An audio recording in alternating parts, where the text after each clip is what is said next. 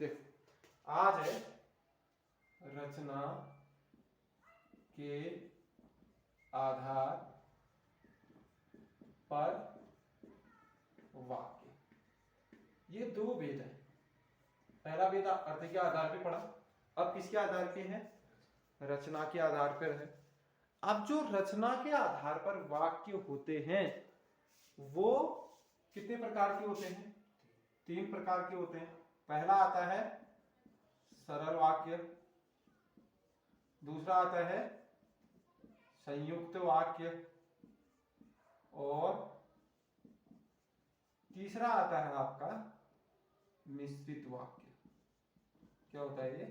मिश्रित वाक्य। ये 3 प्रकार के क्या होते हैं? वाक्य होते हैं। समझ गए? पहला सरल वाक्य, दूसरा संयुक्त वाक्य, तीसरा मिश्रित वाक्य। ये किसके आधार पे होते हैं? रचना के आधार पर। अब यहां पर जो सरल वाक्य होता है इसकी विशेषता ये होती है, इसमें एक उद्देश्य होता है। एक क्या होता है? उद्देश्य कितने होंगे सरल वाक्य में? एक ही उद्देश्य होगा। उद्देश्य का मतलब कर्ता। कर्ता कितने होंगे? एक होगा। ठीक हो गया? उसके बाद इसमें एक विधेय भी होगा। एक ही क्या होगा इसमें? एक विधेय होगा। विधेय को क्या बोलते हैं? क्रिया। जिस भी वाक्य में एक विधेय होगा और एक कर्ता होगा वो क्या कहलाएगा? सरल वाक्य कहलाएगा। समझ गए?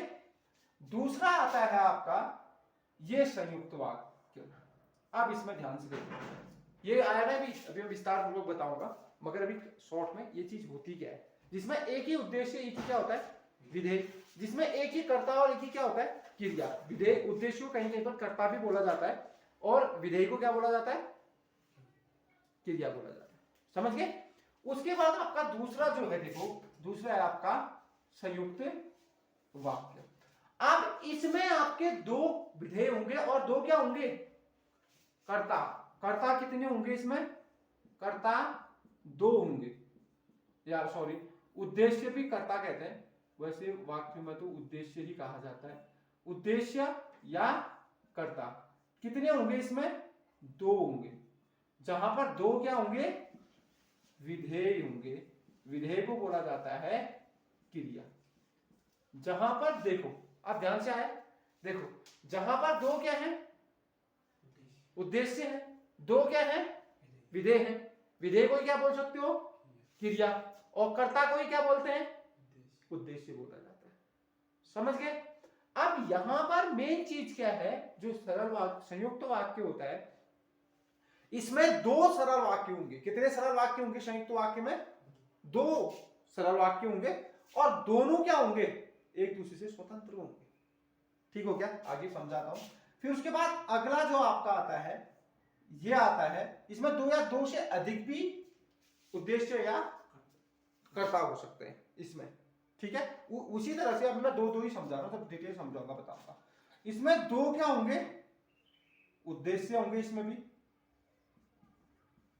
या कर्ता, और इसमें 2 क्या होंगे? विधेय इसमें भी होंगे। और विधेय होगा, इसको क्रिया बोल देते हैं। और इसमें एक होगा क्या? एक वाक्य क्या होगा? प्रधान वाक्य होगा। क्या होगा? प्रधान वाक्य होगा। और एक क्या होगा? उपवाक्य या आश्रित उपवाक्य। एक प्रधान उपवाक्य होगा, एक क्या होगा? आश्रित उपवाक्य। इसमें 2 उपवाक्यों से बना हुआ ये होगा। ठीक है? आगे इसको डिटेल से पढ़ते हैं। ठीक है?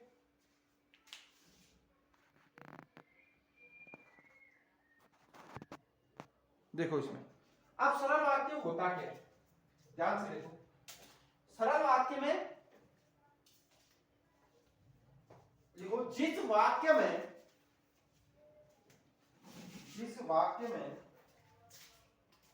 देखो जिस वाक्य में एक, तुम्हारा करता हूं, एक या एक से अधिक अधिक, एक से अधिक, एक या एक से अधिक उद्देश्य या कर्ता। क्या हो सकता है? एक या एक से अधिक क्या हो सकते हैं? कर्ता बहुत सारे हो सकते हैं, कर्ता बहुवचन में आ सकते हैं। ठीक है, कर्ता वह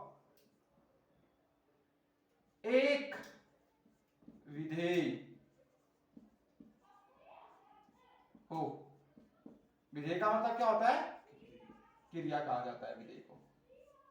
हो उसे सरल वाक्य कहते हैं, वाक्य कहते हैं। ध्यान से देखो, अब ये है क्या? यहां पर परिभाषा है आपकी, ये मैंने कोई किताब ही नहीं, आपको समझाने के लिए सरल से सरल जो लैंग्वेज में हो सकता है, सरल से सरल भाषा में आपके लिए मैंने ये बना दी है। देखो, अधिकतर किताबों में आपको क्या मिलेगा कि एक कर्ता होना चाहिए और एक ही क्या होना चाहिए? विधेय होना चाहिए। ये भी सही है, वो गलत नहीं है, मगर आपका हो सकता है कि कर्ता क्या हो सकते हैं? अधिक हो सकते हैं, मगर क्रिया क्या होनी चाहिए? मेन चीज है विधेय। विधेय कितने होने चाहिए? एक होगा, चाहे कर्ता कितने भी हो जाए, उद्देश्य कितने भी हो जाए, मगर विधेय कितना रहेगा? एक। जहां पर ऐसा वाक्य आपको मिलेगा, जैसे यहां पर देखो, जैसे लड़के दौड़ रहे हैं। देखो, अब सिर्फ ये तो लड़के बहुत सारे हैं ना, बहुवचन में है। लड़के हो सकता है 10 हो, 15 हो, 20 हो, 25 हो, इसका पता नहीं है, मगर उसका उद्देश्य क्या है? वो विधेय क्या है? एक है। सिर्फ एक क्रिया हो रही है इसमें। क्या करने की क्रिया हो रही है? दौड़ने की क्रिया हो रही है। जैसे यहां पर देखो, ये उद्देश्य हो गए, उद्देश्य कितने हैं? एक है, बहुत सारे हैं। विधेय क्या है? एक है, सिर्फ एक ही विधेय है। समझ गए? जैसे उसी की तरफ आपका अगला आ जाता है, ये आ गया, आपको समझ में आ गया? कभी आपको ऐसा वाक्य मिलेगा, ये मत सोचना कि इसमें तो बहुत सारे हैं। अब यहीं पर मैं लिख देता हूं एक और, देखो, राम व श्याम दौड़ रहे हैं। उद्देश्य, अब इसमें उद्देश्य कितने हैं? दो हो गए। राम और श्याम दो उद्देश्य है, मगर विधेय क्या है इनका? एक ही है। समझ गए? आया समझ में? अब उद्देश्य और विधेय मैंने पढ़ा रखा है। जो क्या करता है? कर्ता होता है, जो कार्य कर रहा होता है वही क्या होता है? उद्देश्य। और जो उसने क्रिया की होती है, जो काम किया होता है, वो क्या आएगा? विधेय आएगा। समझ गए? आया समझ में अच्छी तरह? अगला आप उदाहरण भी कोई देखो, जैसे इसमें पहला देखो,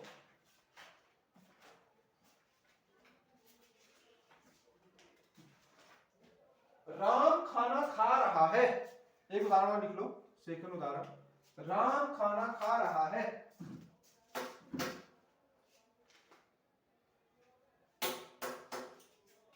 राम खाना खा रहा है। अब बताओ, इसमें राम क्या है? इसमें उद्देश्य है, और विधेय क्या है? खाना खाना है। देखो, विधेय, इसमें एक उद्देश्य और एक क्या है? विधेय है। समझ गए? जहां मेन चीज आगे रखना, जिस अगर आप साधारण तरीके से इसको समझना चाहते हो, जिस वाक्य में एक ही क्या होगा? क्रिया होगा, एक ही काम हो रहा होगा, वे सरल वाक्य हैं। एक ही काम हो रहा होगा, जैसे काम एक ही हो रहा है, आगे मैंने उदाहरण लिखा था, उसमें काम क्या हो रहा था?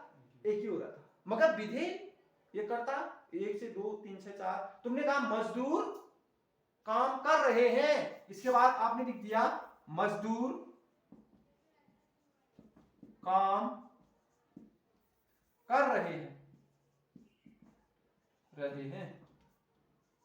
देखो यहां पर मजदूर काम कर रहे हैं। अब मजदूर क्या है, बहुत सारे हैं, मगर वो सभी क्या कर रहे हैं, एक ही काम कर रहे हैं। समझ गए, ये विधेय है, ये क्या हो गया आपका विधेय, और ये क्या है उद्देश्य। समझ गए, कभी ये कंफ्यूज मत होना, क्योंकि इसलिए पढ़ा रहा हूं क्योंकि अभी कंफ्यूज ये मत होना कि यार इसमें उद्देश्य तो बहुत सारे हैं मगर विधेय एक ही है। मेन चीज आपको ध्यान रखना है विधेय कितने हैं इसमें, कर्ता काम कितना हो रहा है, 2 काम हो रहे हैं, तो तब क्या आ जाएगा संयुक्त वाक्य या मिश्रित वाक्य हो जाएगा। ठीक है, चलो फिर अगला लिखो। आ गया नहीं समझ में अच्छी तरह? अगला लिखो फिर संयुक्त वाक्य। अगला लिखो संयुक्त वाक्य, यहां पर संयुक्त वाक्य।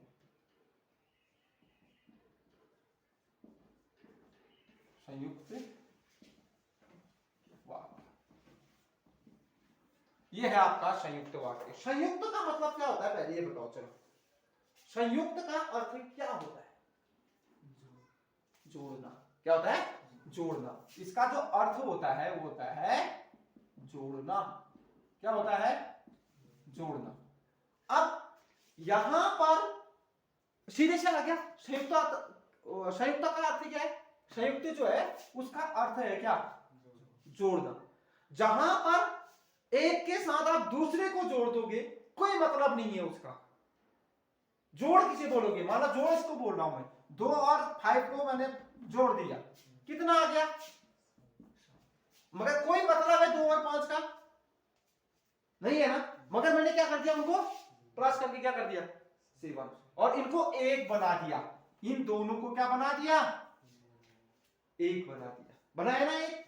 ये अलग अलग थे, ये अलग था, ये अलग था, मगर मैं इनको जोड़ा और क्या बना दिया? एक बना दिया। बनाया एक, और यही संयुक्त वाक्य में होता है। यहां पर 2 वाक्यों को क्या कर दिया जाता है? एक बना दिया जाता है, एक साथ जोड़ दिया जाता है, उनका आपस में कोई मतलब नहीं होता है। ये ध्यान रखना आप कि संयुक्त वाक्य का जो संयुक्त वाक्य में वाक्य होंगे एक दूसरे से उनका कोई संबंध नहीं होगा। ये क्या होंगे? संयुक्त, मतलब स्वतंत्र होंगे। दोनों वाक्य क्या होंगे? स्वतंत्र। अब यहां पर देखो 2 स्वतंत्र है और 5 भी क्या है? स्वतंत्र है, मगर ये दोनों को एक ही साथ क्या कर दिया मैंने? जोड़ के संयुक्त कर दिया, एक ही बना दिया इन दोनों को मैंने। ठीक है, तो यहां पर मैं इसलिए कह रहा हूं ये, आप इस चीज को समझो। देखो यहां पर वही चीज यहां पर होगी वाक्यों में, 2 अलग, एक वाक्य अलग होगा, एक दूसरा वाक्य अलग होगा, उनको दोनों जोड़ के क्या कर दिया जाएगा? एक कर दिया जाएगा। जैसे यहां पर इन दोनों को जोड़ के एक कर दिया गया, यहां पर 2 वाक्यों को आपस में जोड़ के क्या कर दिया जाएगा? एक कर दिया जाएगा। समझ गए? जैसे देखो इसकी परिभाषा लिखिए।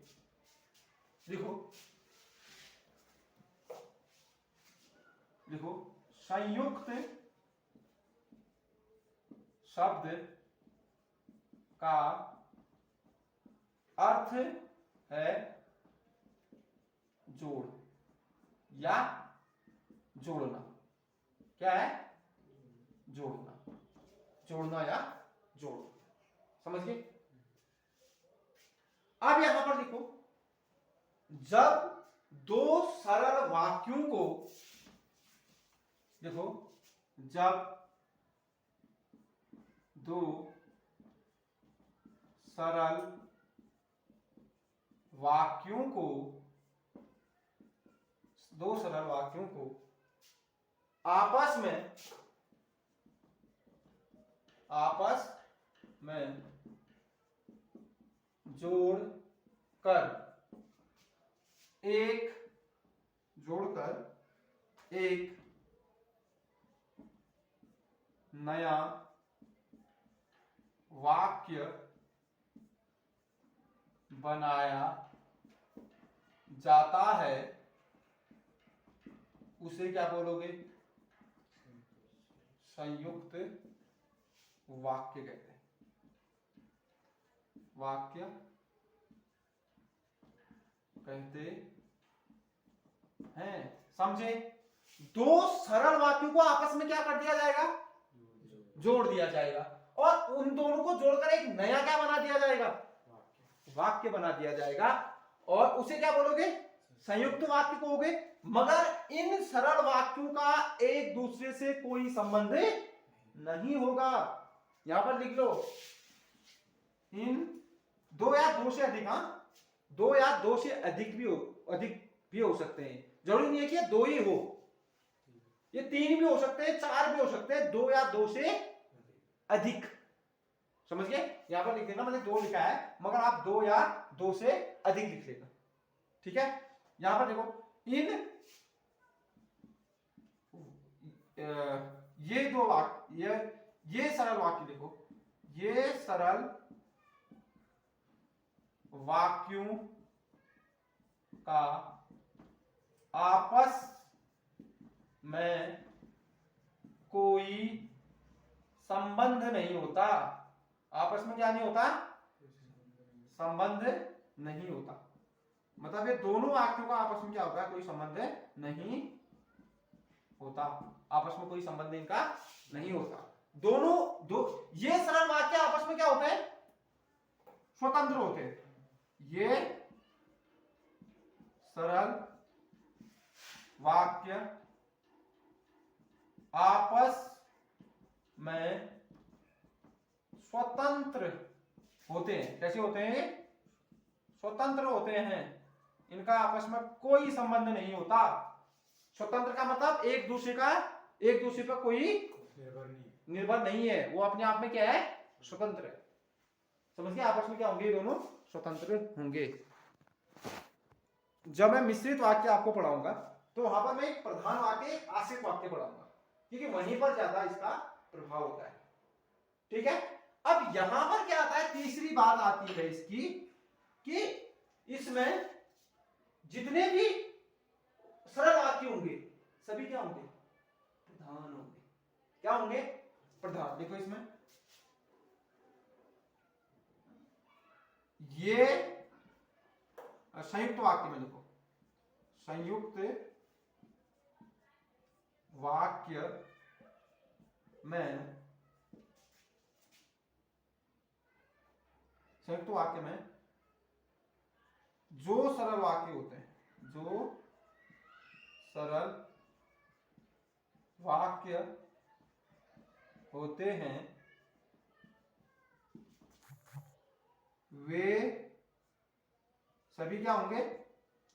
वे सभी, जो ये सरल वाक्य है उन सभी में, उन सभी में वे सभी प्रधान वाक्य होते हैं।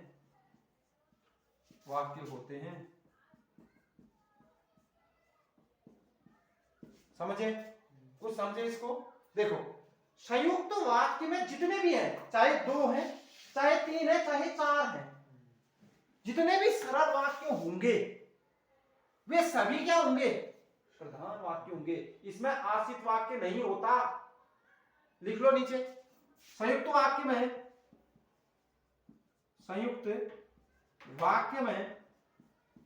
आश्रित वाक्य नहीं होते।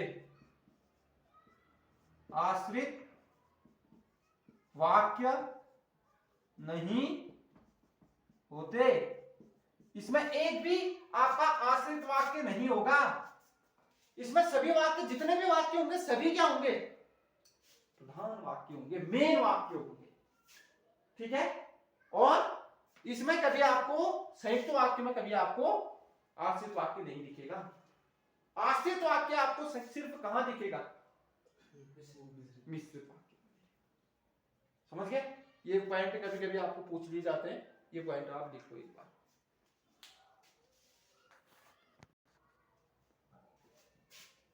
संयुक्त वाक्य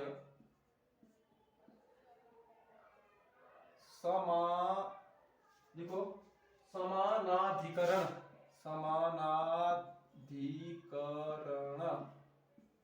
समानाधिकरण समुच्चय बोधक से जुड़े होते हैं।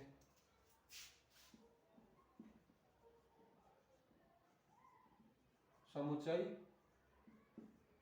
देख, ये जो संयुक्त वाक्य होते हैं समानाधिकरण समुच्चय बोधक अध्यय से क्या होते हैं, जुड़े हुए होते हैं।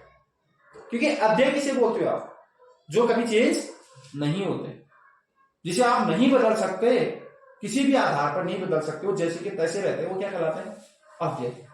उनसे क्या रहते हैं, इन वाक्यों को देखो, दो सरल वाक्य होंगे, उनके बीच में एक समुच्चय समानाधिकरण समुच्चय बोधक क्या होगा, अव्यय होगा।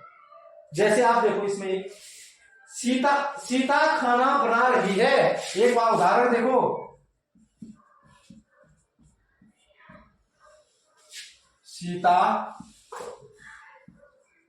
खाना बना रही है, सीता खाना बना रही है, और श्याम और राम खा रहे हैं, और राम खा रहे हैं। देखो, अब मैं अगर एक चीज और ध्यान रखना, यहां पर जबरदस्ती एक वाक्य को और क्या कर दिया जाता है, घुसा दिया जाता है, उसकी कोई भी आवश्यकता नहीं होती है इस वाक्य में। देखो, अगर मैं इस वाक्य को नहीं बोलूं तो ये वाक्य यहां भी तो समाप्त हो रहा है, आपको ऐसा प्रतीत होगा कि आगे वाक्य, अब यहीं पर वाक्य खत्म हो गया। आपको जो संयुक्त वाक्य होगा ना, यहां पर आप जहां पर भी संयुक्त वाक्य होगा, आपको यह लगेगा कि अब वाक्य समाप्त हो गया है, अब आगे कोई वाक्य नहीं है। मगर इसमें क्या करता है, जबरदस्ती एक वाक्य को क्या कर दिया जाता है, जोड़ दिया जाता है। देखो, अगर मैं इस वाक्य को इतना ही लिखूं, सीता खाना बना रही है, तो आपको लग रहा है कि आगे कुछ बोलना है, और नहीं लग रहा है ना, मगर जबरदस्ती एक वाक्य और घुसा दे रहा हूं, और राम खा रहे हैं। देखो, इस वाक्य के साथ कोई संबंध है नहीं होता। संबंध मतलब कहने का अर्थ यह है, इस वाक्य से ये वाक्य डिपेंड नहीं है, और ये वाक्य इससे डिपेंड नहीं है। मतलब ये इसके भरोसे नहीं है, ये इसके भरोसे नहीं है, ये अपने आप में क्या है, दोनों स्वतंत्र हैं। मतलब स्वतंत्र है, इस वाक्य का दबाव इसमें नहीं है, और इस वाक्य में इसका दबाव नहीं है? मतलब इसके भरोसे ये वाक्य चल रहा है, नहीं, इसके भरोसे ये वाक्य चल रहा है, नहीं।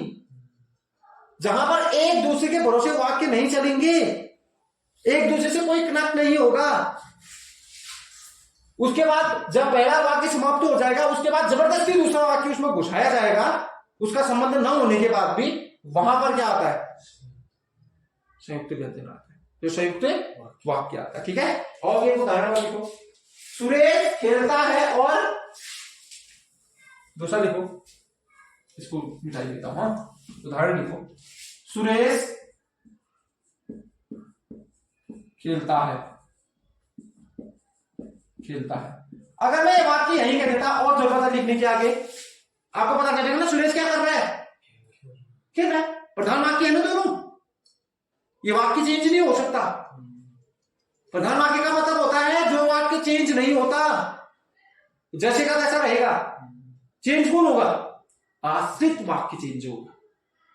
चेंज जब आएगा तो किसमें आएगा, और प्रधान वाक्य में चेंज नहीं आता, वो जैसा है अब तथा वैसा ही रहेगा।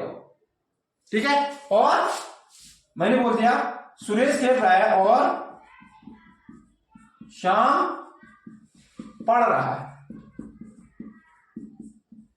देखो, इसका और इससे कहीं से कहीं पर कोई कनेक्ट है, वो पढ़ रहा है, वो खेल रहा है नहीं है। जहां पर अगर मैं इसको नहीं भी लिखता, इधर को नहीं भी लिखता, ये नहीं भी लिखता मैं, तो ये इसकी जरूरत थी, मगर ये ना लिखूं, ये ना काट दूं। मान लो ये मैंने नहीं लिखा, मैं इतना लिखता हूं सुरेश पढ़ रहा है, श्याम पढ़ रहा है, राहुल पढ़ रहा है, आगे आने की जरूरत है नहीं है। जहां पर अब हमने तो सुरेश खेल रहा है, ये जबरदस्ती हमने एक वाक्य के पीछे दूसरा क्या कर दिया है, लगा दिया है। और दोनों वाक्य क्या है, प्रधान वाक्य है, और दोनों वाक्य क्या है, स्वतंत्र वाक्य है। समझ गए, आया समझ में। यहां ऐसी जगह पे जहां पर भी होगा वहां पर क्या आएगा, सही उत्तर। आप देखो यहां पर एक शब्द आया था, आपका आया था समानाधिकरण समुच्चय बोधक। हेडिंग लिखो इसको, क्या बोलते हैं, एक बार समझा देता हूं। समानाधिकरण, समानाधिकरण,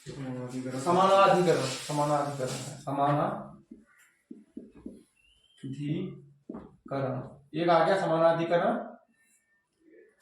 समुच्चय बोधक। ये शब्द क्या होते हैं, इनको लिखो। ये कभी कभी आपको ट्रिक में भी काम करता है।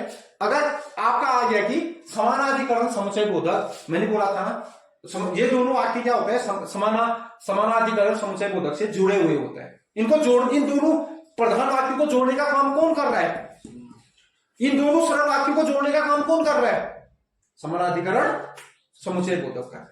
इनको, इसी को क्या बोला जाता है, योजक चिन्ह भी बोला जाता है, या योजक शब्द भी बोला जाता है, चिन्ह या शब्द भी बोला जाता है। समझ गए, योजक चिन्ह या शब्द बोला, योजक शब्दों से इसको क्या किया जाता है, जोड़ा जाता है। अब देखो ऐसे शब्द जो दो या दो से अधिक वाक्य, देखो ऐसे शब्द होते हैं, लिख लो इसको, लिख लो ऐसे शब्द जो, लिख लो इसको जो नहीं लिखा है, ऐसे शब्द जो, ऐसे शब्द जो दो या दो से अधिक, दो या दो से अधिक, दो या दो से अधिक वाक्यों को आपस में, वाक्यों को आपस में, आपस में, दो या दो से अधिक वाक्यों को आपस में परस्पर, परस्पर का मतलब एक दूसरे को, ठीक है, परस्पर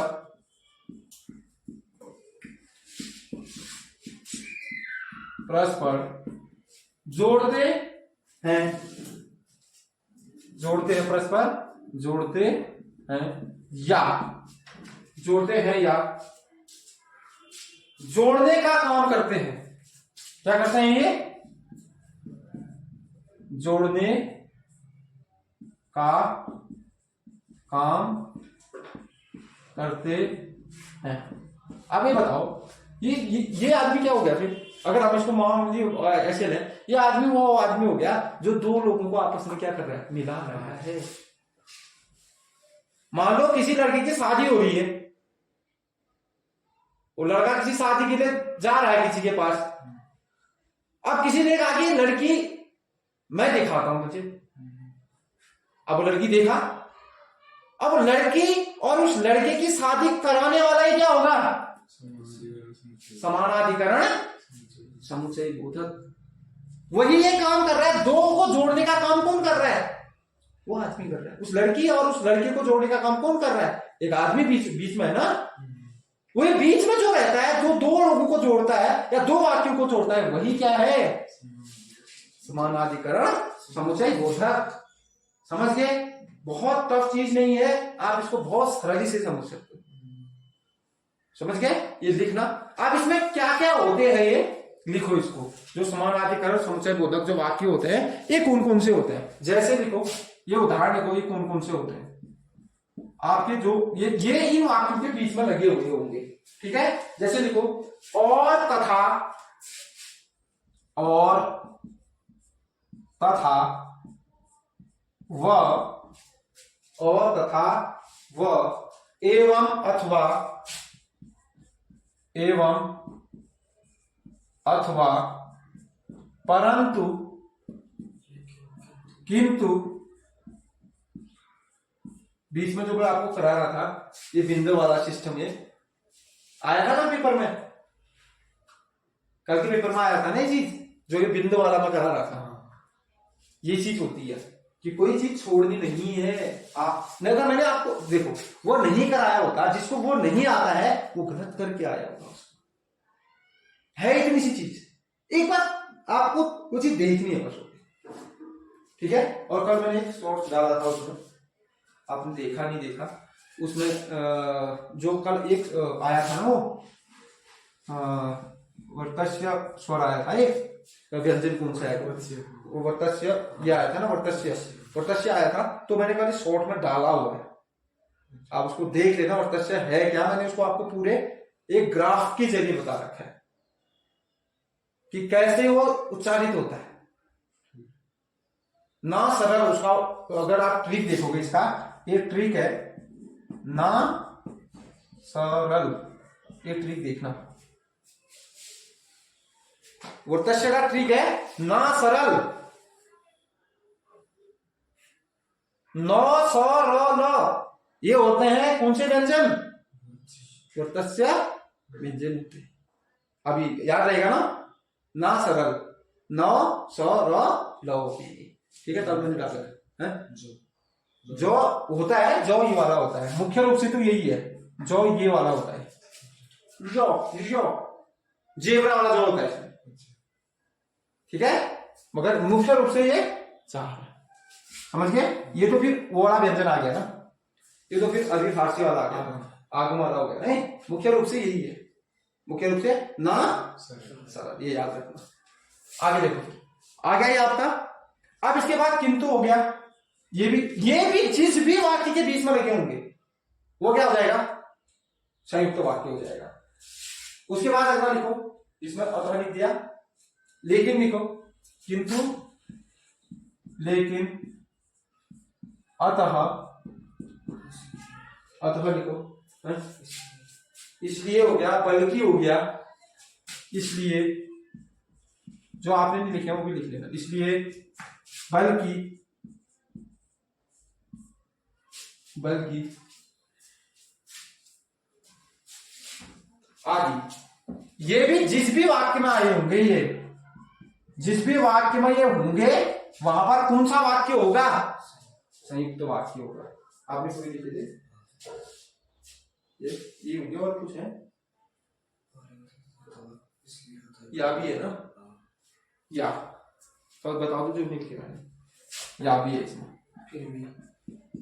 फिर भी, और तो नहीं तो, पर आदि नहीं होंगे। ये सभी जिस भी वाक्य में ये आए होंगे ना, वहां पर आपका क्या होगा, संयुक्त वाक्य होगा। ये समानाधिकरण क्या होता है आपने, या योजक चिन्ह क्या होते हैं, या योजक शब्द क्या होते हैं, यही होते हैं योजक शब्द, यही क्या होते हैं, योजक शब्द। आपने एक उदाहरण आपने कभी देखा होगा ना, आपने कभी पढ़ा होगा, लिख दिया नहीं आपने, देखो यहां पर आपने देखा होगा, माता डैश पिता, ये कौन सा किस समास का उदाहरण है, द्वंद्व समास का उदाहरण है। अब यहां पर अगर मैं इसका विग्रह करूंगा, क्या कहूंगा, माता और पिता। ये क्या है, ये योजक चिन्ह, और ये क्या है, योजक शब्द है। तभी मैंने कहा योजक चिन्ह या योजक शब्दों से जो जुड़ा हुआ, वहां पर क्या आएगा, संयुक्त वाक्य, संयुक्त वाक्य आएगा। और इसको इन चिन्हों को क्या बोलते हैं, कभी आपसे पूछ दिया, समानाधिकरण समुचय बोधक चिन्ह होते हैं, ये शब्द होते हैं, समझ गए।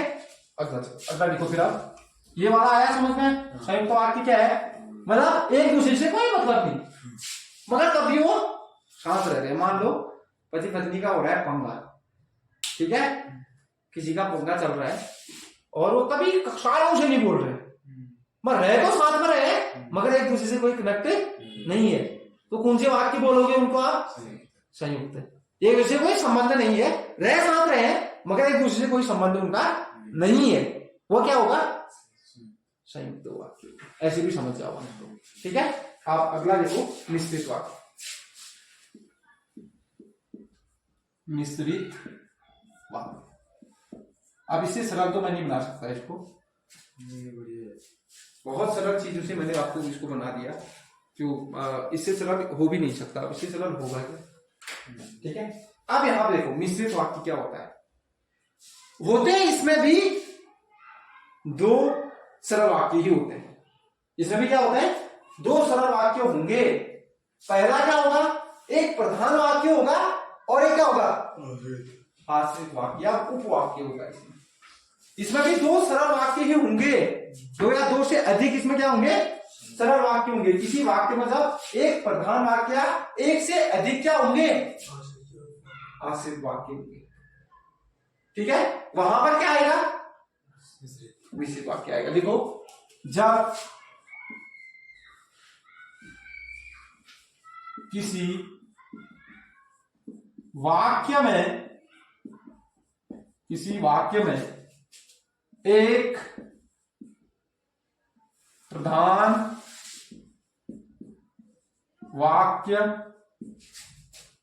होगा,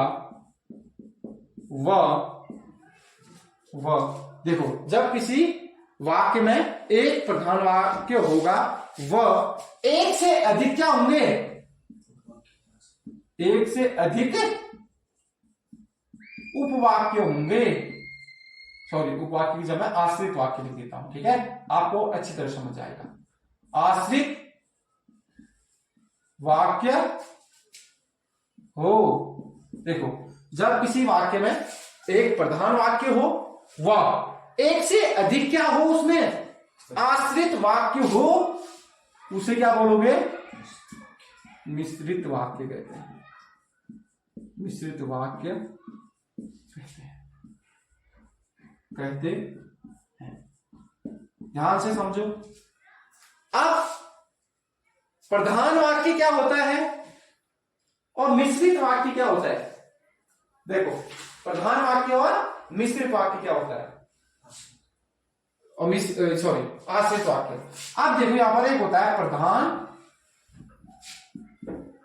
वाक्य, ये क्या है, और आश्रित वाक्य क्या है, ये दो चीजें हैं। एक आता है आपका आश्रित वाक्य, एक आता है आपका प्रधान वाक्य। अब किसी वाक्य का जो कोई भी वाक्य है, किसी वाक्य का जो उपवाक्य स्वतंत्र होता है, किसी भी वाक्य में जो वाक्य क्या होगा, स्वतंत्र होगा, अर्थात जो किसी दूसरे वाक्य पर क्या नहीं होगा, निर्भर नहीं होगा। जो ये क्या होगा, ये जो प्रधान वाक्य होता है, यह क्या होता है, स्वतंत्र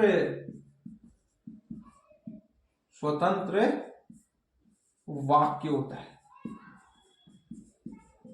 ये किस क्या होता है, यह स्वतंत्र वाक्य होता है। जब प्रधान वाक्य होगा वह स्वतंत्र वाक्य होगा, वो किसी पे क्या नहीं होगा, आश्रित नहीं होगा, किसी पे डिपेंड नहीं होगा। यह वाक्य क्या नहीं होगा, यह किसी आश्रित वाक्य में क्या नहीं होगा, आश्रित नहीं होगा, आश्रित नहीं होगा। समझ गए। ये वो वाक्य होगा जो किसी आश्रित वाक्य पर आश्रित नहीं होगा या उसके भरोसे नहीं होगा, या यहां पर लिख दो भरोसे नहीं होगा। ये समझ गए, ये किसी के भरोसे नहीं होगा, ये अपने आप में क्या है, स्वतंत्र है। समझ गए। आपको आया कि यह वह वाक्य होता है जो वाक्य स्वतंत्र होगा, मगर किसी आश्रित वाक्य में या उपवाक्य में आश्रित नहीं होगा या भरोसे नहीं टिका होगा। ये इनका किसी की जरूरत नहीं है इसको।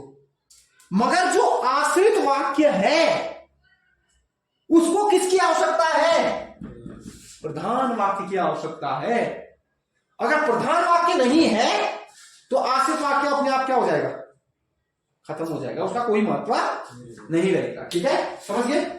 चलो आप देखो आश्रित वाक्य क्या होता है। देखो इसमें आश्रित वाक्य क्या है, आश्रित या उपवाक्य भी बोलते हैं इसको, या उपवाक्य, इसको क्या बोलते हैं, उपवाक्य। अब ये स्वतंत्र होगा, बताओ नहीं, यह क्या नहीं होगा, यह स्वतंत्र नहीं होता। किस पे आश्रित होता है ये, प्रधान वाक्य पर। यह प्रधान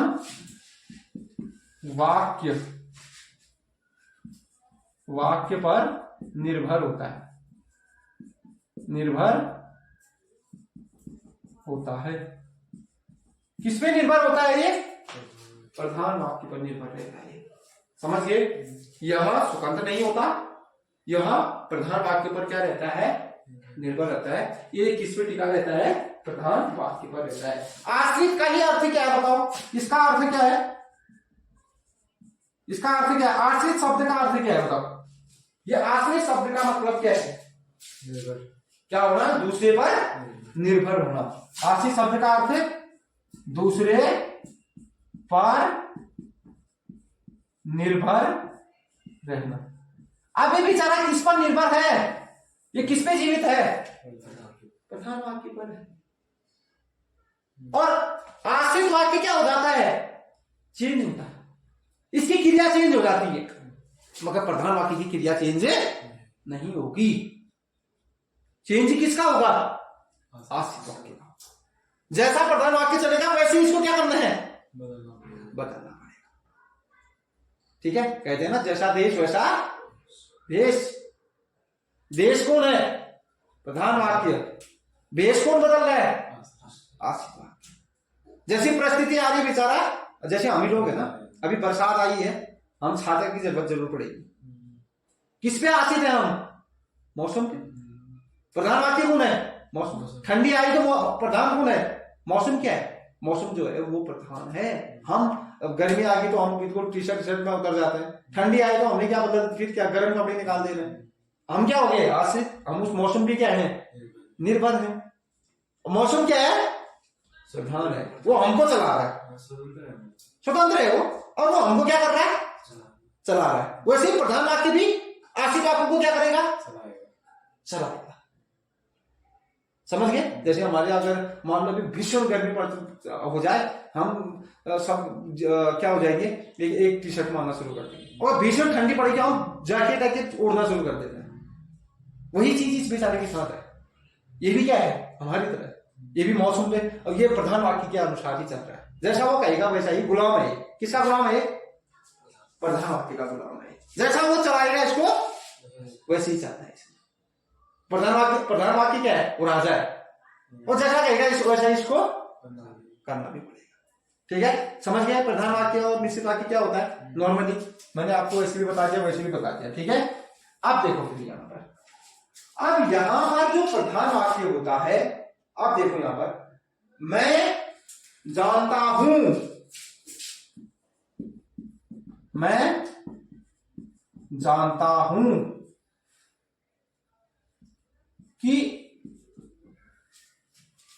वह आज आएगा, वह आज आएगा। बताओ इसमें प्रधान क्या है, मैं जानता हूं, मैं जानता हूं क्या है, प्रधान। कि वह आज आएगा, आश्रित। क्यों, अब जिस वाक्य के पीछे आगे ये लगा होगा वो हमेशा क्या होगा, आश्रित वाक्य। मतलब आश्रित वाक्य होगा जब भी ये उपवाक्य होगा ना, जब भी उसके आगे क्या लगेगा, व्याधिकरण। इस चिन्ह को क्या बोलते हैं, व्याधिकरण। इसको बोला जाता है व्याधिकरण। इसको क्या बोला जाता है, व्याधिकरण समुच्चय बोधक। इस चिन्ह को क्या बोलते हैं, व्याधिकरण समुच्चय बोधक। व्याधिकरण समुच्चय बोधक बोला जाता है। इसको क्या बोला जाता है, जो ये व्याधिकरण समुच्चय बोधक होता है, ये जहां पर ये वहां क्या लग रहा था, समानाधिकरण लग रहा था, यहां क्या लग रहा है, व्याधिकरण लग रहा है। ठीक है, अब इसमें जो व्याधिकरण होता है, देखो ये वह अध्यय होता है जो मुख्य वाक्य से एक या एक से अधिक आश्रित वाक्य को जोड़ने के लिए लगाया जाता है। ये किसके लिए लगाया जाता है? मुख्य वाक्य के पीछे लगता है उपवाक्यों को जोड़ने के लिए। व्याधिकरण समुच्चय बोधक का प्रयोग कब होता है? समझे, ये मुख्य वाक्य के जो प्रधान वाक्य है उसके साथ आश्रित वाक्यों को जोड़ने के लिए किसका प्रयोग किया जाता है?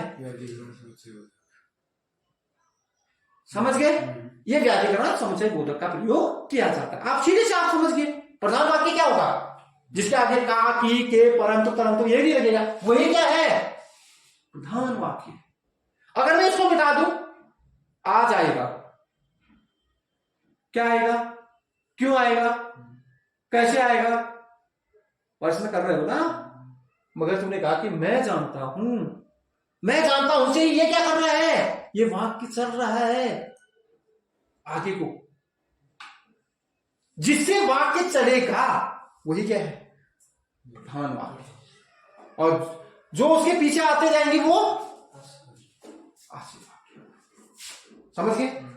क्योंकि व्याधिकरण का मतलब होता है जो उपवाक्यों को जोड़ता है।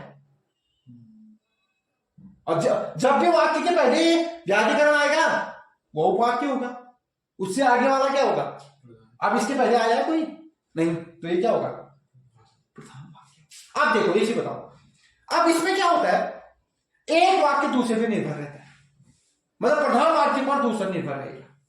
मैं जानता हूं, अब तुझे इच्छा हो रही है क्या जानता होगा, ये बता दो दी, स्पष्ट तो कर दे। आपको जानने की इच्छा हो रही ना, मगर संयुक्त में ऐसा हो रहा था, ये लग रहा था आपको ये वाक्य ही नहीं है आगे, मगर यहां पर आपको लग रहा है कि आगे कुछ और बोलना है या आगे कुछ और बोलेगा। जहां पर आपको यह लगता है कि आगे और बोलना है, इसकी बात स्पष्ट नहीं हुई है भी, वहां पर क्या आएगा? मैं एक सरल से आपको एक ट्रिक दे रहा हूं, जरूरी नहीं है कि आप ऐसे समझो, कुछ नॉर्मल भाषा में समझ सकते हो, साधारण भाषा में आप समझ सकते हो। अब यहां पर देखो, यहां पर आपको लग रहा है जहां है, इसके बाद आपको लग रहा है कि यार और बोलना है, इसमें कुछ लग रहा है ना आपको, ऐसा एहसास हो रहा है कि और बोलेगा ये, क्योंकि इसने अपनी बात पूरी नहीं की है। और यहां पर बात पूरी तब तक नहीं होती जब तक आश्रित वाक्य के क्या प्रधान वाक्य के पीछे क्या नहीं आएगा? आश्रित वाक्य नहीं आएगा। मगर आश्रित के पीछे प्रधान नहीं आएगा, नहीं, प्रधान वाक्य के पीछे आश्रित नहीं है, क्योंकि एक की, का, की, ये पीछे जोड़े नहीं, ये जोड़ने का काम इनको, ये उपवाक्य को जोड़ने का काम कौन करता है? व्याधिकरण। ये भी एक छोटा सा प्रश्न है आपका 1 नंबर का, समझ गए? तो देखो आपको लग रहा है ना, पहले लग रहा था, मैं कहता हूं जैसे भरत पढ़ रहा है और सचिन खेल रहा है। देखो अगर मैं, अब आपको लग रहा है भरत पढ़ रहा है, इसके बाद कुछ और बोलना नहीं, लग रहा है कि कुछ और, इसकी बात पूरी नहीं हुई है, आपको ये लग रहा है कि इसकी बात पूरी हो गई है, मगर मैं जबरदस्ती दूसरी बात घुसा दे रहा हूं उसके पीछे। सचिन क्या कर रहा है? खेल रहा है। इन दोनों का एक दूसरे का संबंध है नहीं, मगर यहां पर है मैं जानता हूं कि, क्या जानता है भाई? तू क्या जानता है? तूने कहा ना कभी तो बात, तूने कहा भाई तू कल कहां गया था? मैं जानता हूं। अभी तो होता है ना दोस्त में ऐसा, तूने कहा कि कल कहां गया था? मैं जानता हूं, कहा उसने। तू कहेगा क्या जानता है बता? वो कहेगा तू कल खेल रहा या कल तो किसी से झगड़ा कर। तू जानने की इच्छा है ना तेरे पास कि क्या जानता है, जानने की इच्छा है। जहां पर जानने की इच्छा आ जाएगी वो आएगा आपका मिश्रित वाक्य। जहां पर कोई भी जानने की इच्छा नहीं आएगी, जहां पर वाक्य समाप्त हो गया होगा वहां पर संयुक्त। आगे समझ में? जैसे तूने कहा अनिल दा घर आए और यशु बाजार चला गया, संयुक्त। क्यों? क्योंकि एक दूसरे का कोई संबंध नहीं है। अगर अनिंदा कह रहा है इतने में तो वाक्य समाप्त हो जाता, मगर जबरदस्ती तूने, और यीशु कहां चला गया? तूने जबरदस्ती एक वाक्य और घुसा दिया, तो जबरदस्ती जहां घुसाओगे वो क्या आएगा? संयुक्त। और जहां पर आप एक वाक्य समाप्त होने के बाद और जानने की इच्छा होगी और कहने की इच्छा, और आपको लग गया कि और कुछ बोलेगा, वहां पर आएगा मिश्रित। ये बहुत साधारण मैं भाषा में आपको समझा रहा हूं। होने को तो इसमें कहीं नियम होते हैं, कुछ होते हैं, मगर मैं चाह रहा हूं कि चीजें कठिन न बनाई जाए, चीजें क्या बनाई जाए, सरल बनाई जाए। ठीक है, चलो फिर इसमें लिखो, लिख दिया आपने इतना, उदाहरण लिखा एक। चलो उदाहरण फिर लिखोगे, पहले लिखो व्याधिकरण क्या होता है, पीछे लिख लेते हैं आप भी, क्योंकि कभी आ सकते हैं ये चीज। व्याधिकरण क्या होता है लिखो, फिर इसके बाद व्याधिकरण समुच्चय बोधक। व्याधिकरण समुच्चय बोधक क्या होता है, क्योंकि मैं यहीं पर पढ़ा देता हूं आपको, कभी मैं अव्यय कराऊंगा ना, ये तो मैं कराऊंगा आपको, मैं बाद में अव्यय कराऊंगा तो ये कराऊंगा पक्का, मगर अगर यहां पर आ रहा है तो यहीं पर समझ जाओ ना इसको, जहां पर ये चीज आ गया वहीं पर क्या करो, इसको समझ लो। देखो भी, ऐसा शब्द जो ऐसा शब्द जो ऐसा शब्द जो ऐसा शब्द जो ऐसा शब्द जो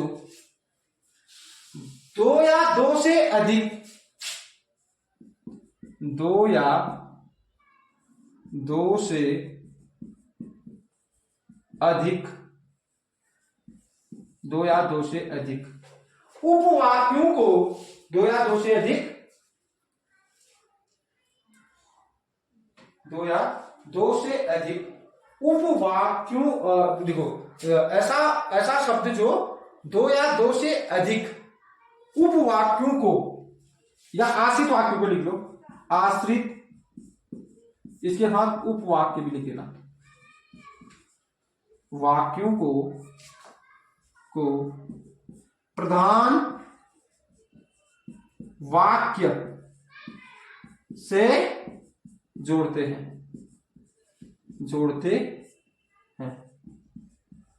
उसे क्या बोलोगे, व्याधिकरण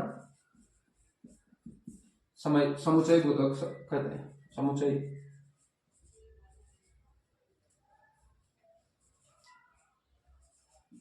दिख रहा नहीं तेरे को, नहीं दिख रहा ना, ठीक,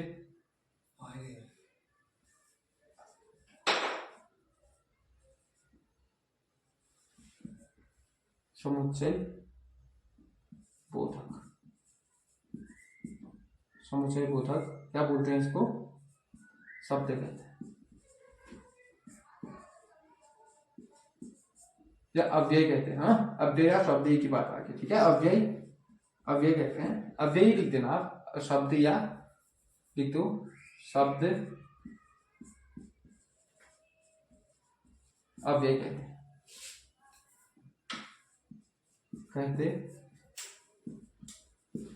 समझ गए। ऐसा शब्द जो दो या दो से अधिक आश्रित उपवाक्यों को प्रधान वाक्य से जोड़ते हैं उसे क्या बोलते हैं, व्याधिकरण समुच्चय बोधक अव्यय या शब्द। समझ गए, आ गया समझ में। तो अब ये होते कितने हैं ये लिखो, जैसे इनको लिखना जरूरी है क्योंकि आपको कहीं पर अगर ऐसे समझ में नहीं आया तो आपको कम से कम ये ट्रिक का ये देख के आप पता कर सकते हो। जैसे ये होता है कि, जो की, क्यों की। पहला तो जैसे ये कौन कौन से होते हैं कि, जो की, क्यों की, आप लगाते हो ना इसको बीच में, जिन भी शब्दों के बीच में लगे होंगे वो क्या कहलाएंगे, मिश्रित वाक्य होंगे। और दूसरा देखो, ताकि, जो, इसलिए, ताकि, जो, इसलिए। ये इसलिए वहां भी आता है, यहां भी आता है, दोनों जगह आता है, इसलिए दोनों जगह आता है, तो यहां भी होता है और वहां भी होता है। अगर देखो, तथापि, यथापि, तथापि, यथापि, तथापि, यथापि, और आगे देखो, इत्यादि,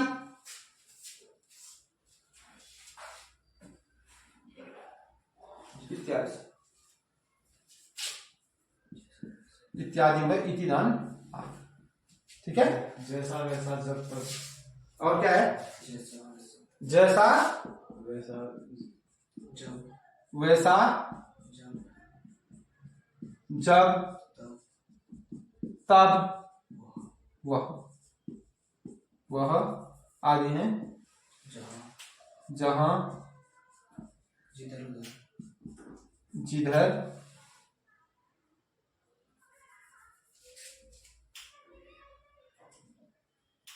जिधर है उधर भी है और